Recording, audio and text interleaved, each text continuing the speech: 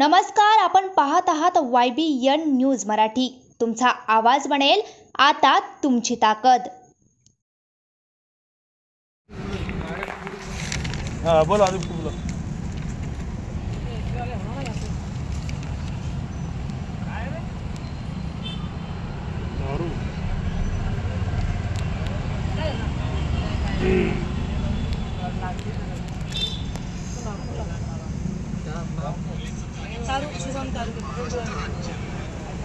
काय तुझी मागणी काय होती?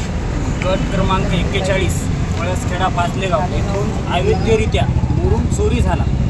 त्या प्रकरणात मी माननीय राजेश सरोदे साहेब जे सिंदूर तालुक्याचे तहसीलदार आहेत आणि नायब तहसीलदार प्रशांत राखे साहेब आहेत यांच्याकडे तक्रार केली। त्यांनी प्रशासनाचे कर्मचारी पाठवून JCBला सील लावले व रात्रीच्या काळोख्यात JCB रातोरात फरार केली आणि म्हणतात की तिथून ते जे होतं ते अगोदरच झाले। आम्ही संमती दिली होती, तुमच्या गावातले काही लोक आले होते। तर संबंधित माझं म्हणणं एकच आहे, तर गावातील लोक आले होते, माझ्या शेतापुरताच शिवरस्ता होणार होता का?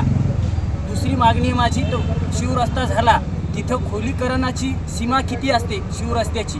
तिथे 5 ते 10 फूट खोलीकरण झाले। आता त्याच्यावर शेतात गाड्या न्यायच्या कशा? माळभूमीची शेती आहे माझी, ती पूर्ण आता वगळून त्या शिवेनं खाली वाहत आहे। आता शेती माझी निकामी झाली। येणं जाणून बुजून रीतसर एक गरीब शेतकऱ्याला व SC समाजाच्या शेतकऱ्याला कसं सतवायचे ह्या उद्देशाने येणं हे पूर्ण काटकारस्थान रचलेलं आहे। सोबतच यांनी ज्यावेळेस मी अर्ज द्यायलो त्यावेळेस म्हणायचे तो मंत्र्याचा माणूस आहे, याचा माणूस आहे, त्याचा माणूस आहे, नादी लागू नको, जाऊ दे सोडून, असे मला हे करत होते। रात्री पण माझ्याकडे पोलीसवाल्यांना पाठवून त्यांनी मला पण रात्री उचलण्याचा पण प्रयत्न केला, परंतु मी सरांना सांगितलं, सर मी तुम्हाला येऊन भेटतो, कारण की आता यांनी माझ्यासोबत 1 वर्षापासून खेळ चालवलेला आहे, तर हे दप्तर दरंगाई अंतर्गत पात्र नाहीत का?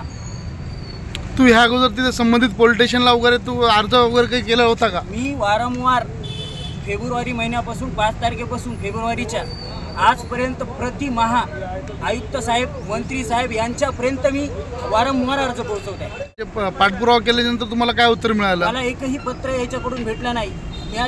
मी ज्यावेळेस इथं आलो, साहेबांना हे आत्मदहनाचा इशारा केला, त्यावेळेस साहेबांनी मला 7व्या महिन्यामध्ये 30 तारखेला एक लेटर पाठवलं की तुम्ही आंदोलनाचा मार्ग अवलंब करू नका, परंतु चौकशी आम्ही वरिष्ठ चौकशी समिती नेमतो। आत्तापर्यंत वरिष्ठ समिती चौकशी बी नेमण्यात आली नाही, कोणती चौकशी झाली नाही। प्रकरण पूर्णपणे ठप्प होतं, पूर्णपणे दाबण्याचा प्रयत्न होता।